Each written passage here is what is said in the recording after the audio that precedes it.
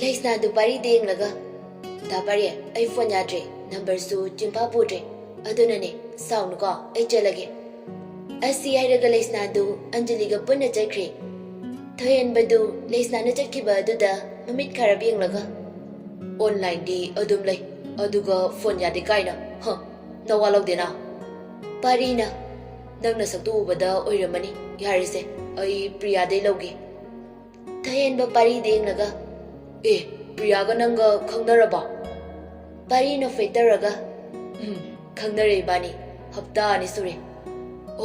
Aduga haidaba. Aduina de sum kona haige tawni. Angang da karanta bai namai du khupaks na duyin. Pari na munok laga. Angang ko yade hai bai khongpak na duyin. Yare chalase. Ai khoidau se chawale. Kana de chalas la. Kai gandabda. Ani du su chakri somdan Angelina. Now ziki nupada kamaina khangnei no. Leisna na. Ai ko school hanagido adu daine. Hanbudi aingondagi halle. Aduga class di manaye. 12 kadauba. Lairi gai banina 10 kariba. Angelino oga. Anai binina. Ado amadu dina. Fazana ngari he. Aidi free the peer supamdi. Kaiga. Saktado nungsidaba. Ado ay leroge. Horen Priya bani lao sinju jaseba. Anjali sumakut haraga. Hoy, bye bye. Bye. Somdana chinglemba shooting chaluraga halakpada mi yamna chataba mafam adwaida lamhangni. Laptangna nupi ama chatpaduda kai wakhaldaino munningri. Nupi adusu gari lakpa aduda khamge hana onthurai. Chinglemba nupi adu ubada mami lauthurai. Nupi adu yaifabirami. Chinglembana Alex gari khamo. Alex sungak boy gay boy. Hoi sir. Asiyaraga gari kami. Chinglemba prab yaifabigi manakta chingsilai. Yaifabi chinglemba ramba aduda masa adu pakhana chinjali. Adubu chinglemba di sauna manakta chingsilaga yaifabigi makut adu top 5. Yaifabi mamai di onthokti adum mui. Ai thado. Chinglemba du maya jiglaga.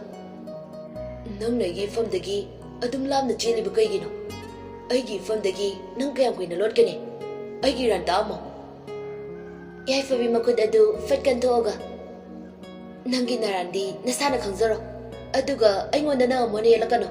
Aigi mangda sulekbano. Madoini adrabadi. Yaifabi kay sumkumdana chatpawi. Chinglemba changsilaga yaifabi bu farami. Handakti yaifabi mamaya du sauna onthuraga makuta futkan thoga chinglemba bu sauna ilai. Nangise ai nupi ne na tawira ha. Usitaba mali nangise.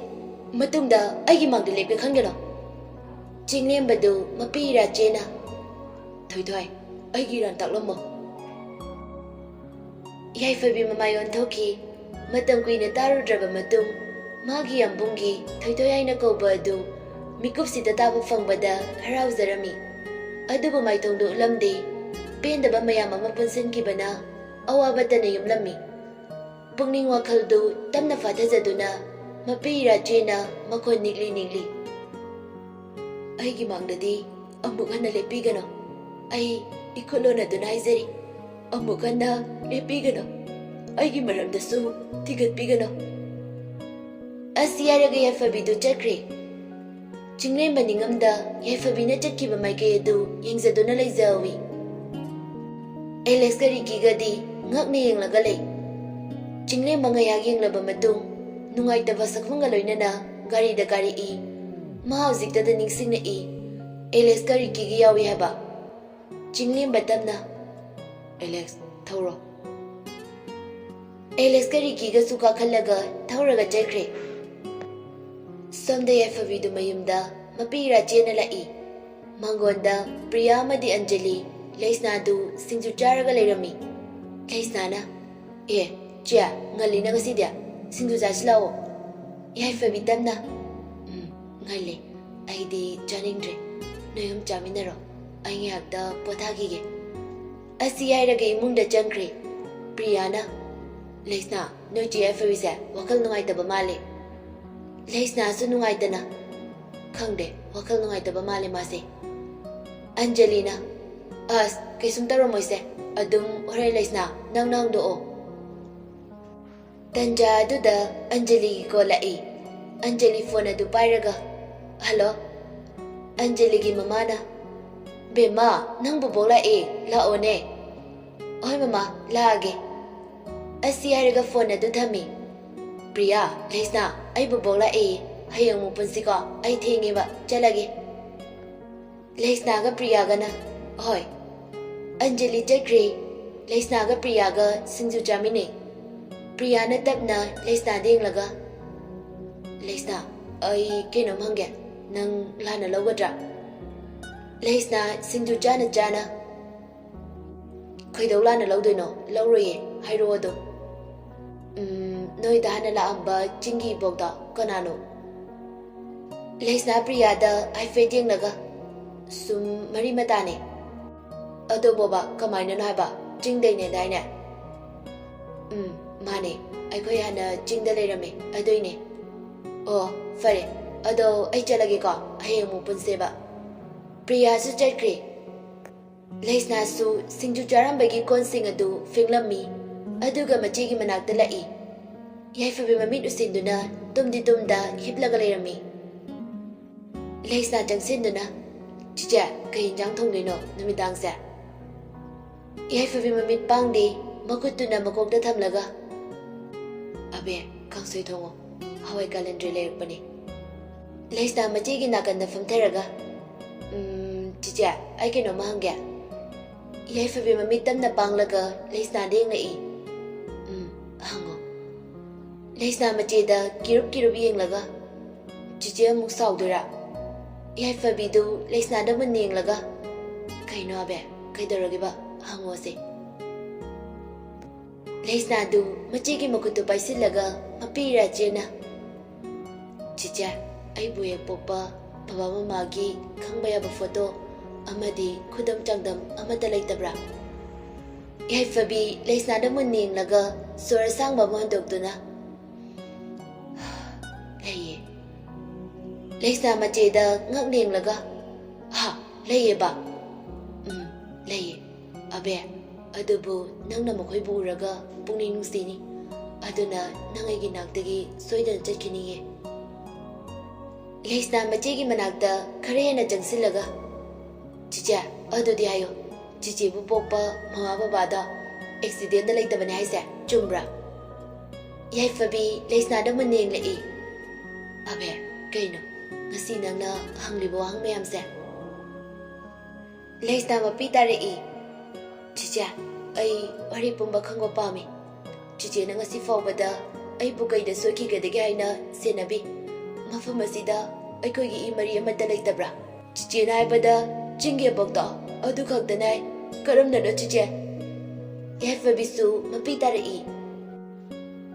Chichi gi abe ay nasoidana wari pumba ligani. Adubu chichi gi wasa kaikini. Ay natawgi khanba thabag amadi nangwanda wari se karigmo matamda liroi. Nangna matik charaba matamda aigi pandam amadi nangwanda wari pumba ligani. Aduga ibani na tawgadaba thabag yamna lai abe. Fare nangna matik charaba matamda ay nasoidana ligani. Nangna matik chaba mi mo idri fawba nangi chicheda amuga nanglakanu ko. Laisna su mapitay thokduna. Chiche ay amu nanglaray. Ay na matik chaba mi oiraba matamda soidana haibiyu ko. Haigani. Farese thabag loisilo. Ay su thoklaage. Laisna su imungi thaba ama loisinkre. Chinglimba du imungda sum changlakpada magi kada biki famlaga leiramba duda. Bye. Biki na faitawna. Bas uda koirina koireine. Yaide ada. Ay yade aide ko. Ado ay kinom hangge tawne. Hango kaino. Biki sora sangba mohandoi adu gairi. Bye. Sumdawbane. Yaifabize ay hairage khale. Ado nangnam taibiyo.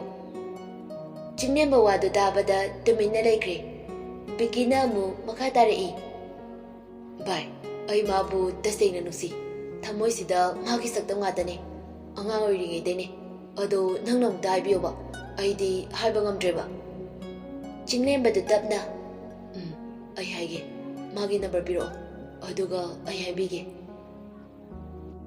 ꯕꯤꯀꯤꯅꯦ ꯌꯥꯏꯐꯕꯤꯒꯤ ꯅꯝꯕꯔꯗꯨ ꯄꯤꯔꯝꯃꯤ ꯑꯗꯣ ꯚꯥꯏ ꯍꯥꯟꯅ ꯑꯗꯨꯝ ꯇꯤꯟꯅꯈꯣ ꯑꯗꯨꯒꯅꯦ ꯍꯥꯏꯕꯤꯌꯣꯕ ꯃꯤꯅꯗꯤ ꯍꯥꯟꯅꯟꯈꯤꯅꯨꯀꯣ ꯑꯩ ꯍꯥꯏ ꯉꯝꯗ ꯇꯧꯅꯤ ꯆꯤꯡꯂꯦꯝꯕꯁꯨ ꯍꯣꯏ ꯍꯥꯏꯕꯒꯨꯝ ꯃꯉꯛ ꯑꯗꯨ ꯅꯣꯝꯃꯤ ꯐꯔꯦ ꯑꯗꯨꯗꯤ ꯑꯩ ꯑꯃꯨꯛ ꯆꯠꯂꯒꯦ ꯊꯦꯡꯈ꯭ꯔꯅꯤ ꯑꯩ ꯊꯕꯛꯁꯨ ꯂꯩꯍꯧꯔꯤꯌꯦ ꯕꯤꯀꯤꯁꯨ ꯆꯠꯈ꯭ꯔꯦ ꯆꯤꯡꯂꯦꯝꯕꯗꯨ ꯃꯪꯂꯒ ꯂꯩ ꯋꯥꯁꯨ ꯉꯥꯡꯕꯗꯤ ꯉꯝꯖꯗ ꯋꯥꯅ ꯈꯪꯖꯔꯝꯃꯤ ꯃꯄꯤ ꯏꯔꯥꯆꯦꯅ ꯅꯤꯡꯉꯝꯗ ꯁꯣꯜꯂꯤ ꯊꯣꯏ ꯑꯩ ꯀꯩꯗꯧ ꯍꯥꯏꯕꯅꯣ ꯅꯪꯒꯤ ꯅꯇꯧꯗꯨꯅ ꯑꯩ ꯀꯩꯁꯨ ꯍꯥꯏꯕ ꯉꯝꯗ꯭ꯔꯦ ꯈꯥꯡꯕꯗ ꯋꯥꯔꯕ ꯆꯩꯅꯥ ꯀꯌꯥ ꯏꯐꯝꯗ ꯅꯪꯅ ꯏꯔꯥꯜꯗꯤ ꯇꯥꯛꯂꯝꯗ ꯄꯤꯔꯝꯂꯤꯕ ꯀꯩꯒꯤꯅꯣ ꯆꯤꯡꯂꯦꯝꯕ ꯌꯥꯏꯐꯕꯤꯒꯤ ꯅꯝꯕꯔ ꯑꯗꯨꯗ ꯑꯃꯨꯛ ꯌꯦꯡꯂꯒ ꯀꯣꯜ ꯇꯧꯁꯤꯔ ꯈꯜꯂꯤ ꯑꯗꯨꯕꯨ ꯌꯦꯡꯕꯇꯃꯛ ꯌꯦꯡꯂꯒ ꯂꯩ ꯎꯄꯥꯏ ꯂꯩꯇ ꯐꯣꯟ ꯑꯗꯨ ꯅꯥꯀꯟꯗ ꯍꯨꯟꯖꯤꯜꯂꯒ ꯇꯨꯃꯤꯟꯅ ꯂꯩꯈ꯭ꯔꯦ ꯅꯨꯃꯤꯠ ꯈꯔꯅꯤꯗꯤ ꯍꯧꯖꯤꯟꯈ꯭ꯔꯦ ꯌꯥꯏꯐꯕꯤꯁꯨ ꯆꯤꯡꯂꯦꯝꯕꯒꯤ ꯃꯥꯡꯗ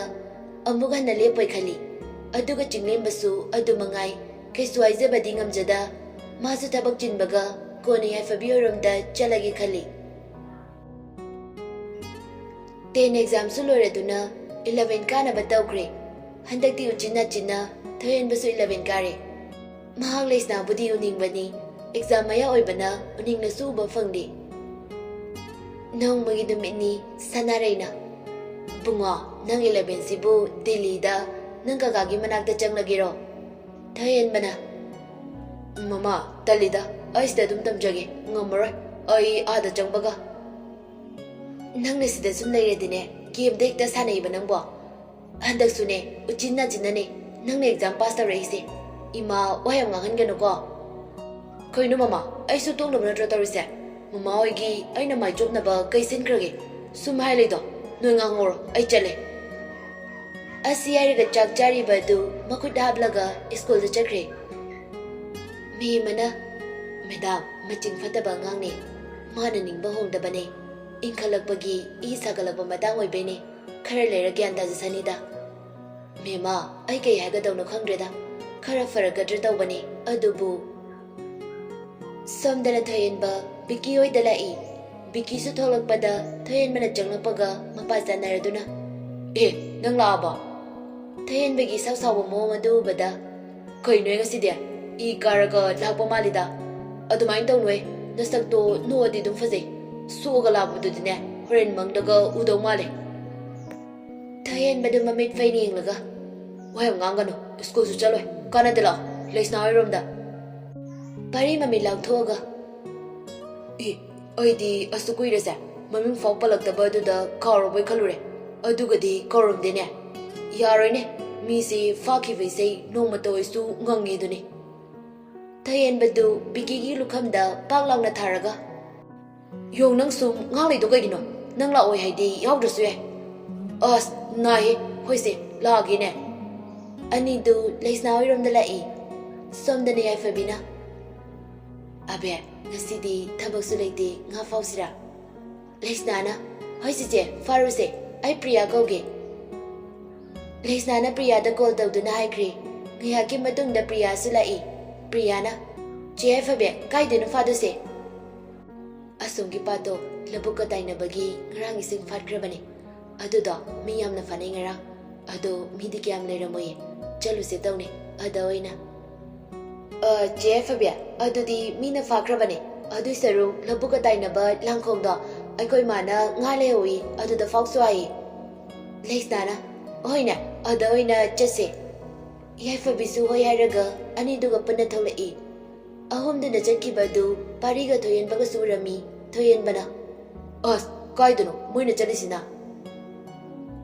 ꯄꯥꯔꯤꯅ ꯃꯤꯗꯤ ꯑꯩꯈꯣꯏ ꯑꯅꯤꯗꯧꯅ ꯃꯤꯔꯦꯝ ꯅꯠꯇꯕ ꯑꯗꯨꯏꯅꯦ ꯏꯇꯨꯁꯤꯁꯨ ꯌꯥꯎꯏꯅꯦ ꯑꯃꯁꯤꯅ ꯀꯅꯥꯅꯣ ꯃꯁꯛ ꯐꯖꯩꯍꯦ ꯊꯣꯏꯍꯟꯕꯗꯨ ꯄꯥꯔꯤꯗ ꯃꯃꯤꯠ ꯐꯩꯅ ꯌꯦꯡꯂꯒ ꯅꯨꯄꯤꯌꯨ ꯌꯥꯗꯕ ꯑꯣꯏꯅ ꯇꯧꯔꯗꯅ ꯂꯩꯁꯅꯥꯒꯤ ꯃꯆꯦꯗꯨꯅꯦ ꯅꯪꯅ ꯅꯍꯥꯟ ꯐꯣꯇꯣ ꯎꯠꯄꯗꯨꯗꯩꯗꯤ ꯑꯁꯦꯡꯕꯅ ꯍꯦꯜꯂꯤꯅꯦ ꯅꯨꯡꯁꯤꯕ ꯔꯥꯁꯤꯁꯨ ꯌꯥꯝꯅ ꯂꯩ ꯑꯩꯕꯨ ꯑꯁꯤ ꯀꯣꯏꯔꯝꯗꯧꯅꯤ ꯍꯥꯏꯗꯣꯛꯑꯒꯦ ꯄ꯭ꯔꯤꯌꯥꯗ ꯍꯩ ꯀꯔꯟ ꯇꯧꯅꯨꯀꯣ mai saudo taning de bai leisna daga ibani khangnei haidriabani amuk sawnina khoigi sawdeba made parina thoyen bada khudom bithilaga ho nangi naiste nanga leisna ga yana dabado adui hana leisna na mage khangnaramadi kaunaroi hai ada ayu khangnabani na amuk sawradi na haidriba khangaba nanga tinarubai ai nupi fangdabra khangpode yarisak wang wang de ko law ko moina chalise tungi no se